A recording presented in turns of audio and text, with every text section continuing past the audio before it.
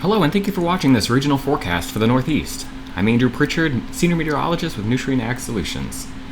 Well, the satellite picture here with lightning overlaid on top of it shows several clusters of storms making their way through the Midwest, parts of the Mid-South, and a couple flickers of lightning here across the Northeast. We saw some of that flaring up just off the coast and a couple thunderstorms moving through coastal areas of Massachusetts and up toward coastal Maine as well. You can see that when we look at the radar. Again, the more well-defined thunderstorm clusters here from the upper Midwest down to the mid-Mississippi Valley, but still a couple showers and storms making their way off to the east across the portions of the Northeast here early this morning. As we look at the severe weather threat over the next 3 days, we've got Friday in the top left, Saturday, and then Sunday. We do see a marginal risk for a couple strong storms here as we head into Saturday afternoon and evening, and then just general thunderstorms expected across the region here for our Friday. As we head into Sunday, we'll start to move into a much drier pattern here where we'll see quite a bit of precipitation off to our west, but remaining relatively dry here across the Northeast as we head into early next week. The reason for that, well, we'll take a look at the jet stream here. We're going to see a trough come swinging through as we head into Saturday. This is what kicks off the at least small risk for a couple stray strong storms here across portions of northern Maine. It's going to be that very strong upper level wave moving over the top of a warm and humid air mass. Now on the backside, we're going to dig this trough in. That's going to cool us down as we head into the weekend and kind of quiet us out. While off to the west, we've got a big trough ejecting across the Intermountain West, kicking off severe storms across the northern high plains as we head through the early part of the weekend. And then we have Cristobal making its way northward into the Corn Belt as we head into the early part of next week. And so that all kind of effectively shuts things down across the Northeast region here as we head into the early part of next week. We're going to see this kind of high over low, an unconventional high over low pattern here with Cristobal and an area of high pressure kind of sandwiched then beneath that ridge. And again, this is a drier pattern. It would be one that finally turns warmer as we head into the early part of next week as we get into Tuesday and Wednesday. But then if I take the drawings off, as they no longer apply here, we will see this trough kind of work its way in, kick Cristobal out, and then lead to a frontal boundary moving across the eastern Corn Belt and then into the Northeast region. And this then could bring the chance for at least some scattered showers back to the region as we head into the late part of next week.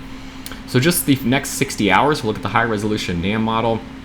Let's go ahead and bring it back to Friday. Again, watching those showers and storms move out of the region, giving us a dry rest of the day in most areas, maybe an isolated shower or storm popping up across portions of the Northeast.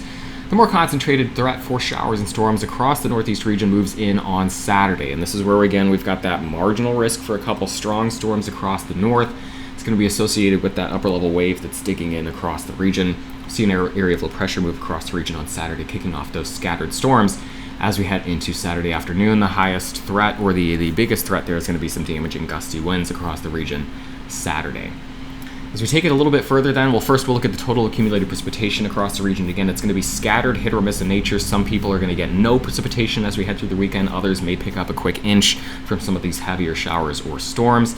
We then turn our attention to Cristobal. That's going to shut things down here across the Northeast for the early part of next week, while a big section of the midsection of the country here takes a nice little soaking. So you look at total precipitation between now and Monday morning, so this factors in the whole weekend then. Again, seeing that chance for scattered precipitation across the Northeast region, maybe a corridor here that picks up an inch or two, but that would be local in nature. And then if we just go ahead and add in the rest of next week, taking it all the way into Friday, not seeing much change across the Northeast region, still scattered precipitation with this big corridor of heavy rain associated with Cristobal, at this point kind of riding the Mississippi River northward into the Great Lakes. You can see that here with the European model. Here we'll take a look at the precipitation forecast a little bit deeper into the weekend. That's threat for just scattered light showers today. More organized thunderstorm threat across the north as we head into Saturday. On the backside there, we quiet down though. No precipitation forecast across the Northeast Sunday or Monday. Maybe a light shower Tuesday, but precipitation largely staying north of the area. Dry Wednesday, it's as we head into Thursday and Friday. This is Cristobal now making its way northward, but then kind of making a transition into a more of a mid-latitude cyclone, such that we see by the time we get to late Wednesday into Thursday, we've got a frontal boundary extending off to the south there, and that frontal boundary is going to kick off some showers, maybe a couple thunderstorms Thursday into Friday across the Northeast. That would be the next chance for precipitation after Saturday. With the current track right now, the ensemble model is pretty well keyed in on taking this thing up the Mississippi River Valley, such that by Tuesday and Wednesday it's located over Missouri and Wisconsin, Missouri and Illinois, headed northward to Wisconsin and the Great Lakes. If we were to see a shift eastward, of course, we'll let you know that is occurring, and that would mean heavier precipitation for the Northeast, but right now that does not seem to be likely. So the probability here from the European ensemble, of at least an inch of precipitation falling between now and Monday night. We see that across the northern plains, where we're going to see that severe weather threat. We see the potential across far northern Maine, and then down across portions of eastern Pennsylvania. As we go ahead and add in the next 4 days, taking this all the way through the end of next week, that would be June 12th. Again, you see the impact from Cristobal soaking the midsection of the country, and then as that frontal boundary kind of moves across the region, again, scattered precipitation possible as we head into Thursday and Friday. A look at your high temperatures through the weekend and into early next week. 80s across the region today, a bit cooler as we start a cooling trend heading into Saturday and Sunday. That trough moves through by the time we get to Sunday. We'll be dry, but much cooler as we head into the back half of the weekend. Highs in the 60s and 70s, warming up slowly as we head into next week.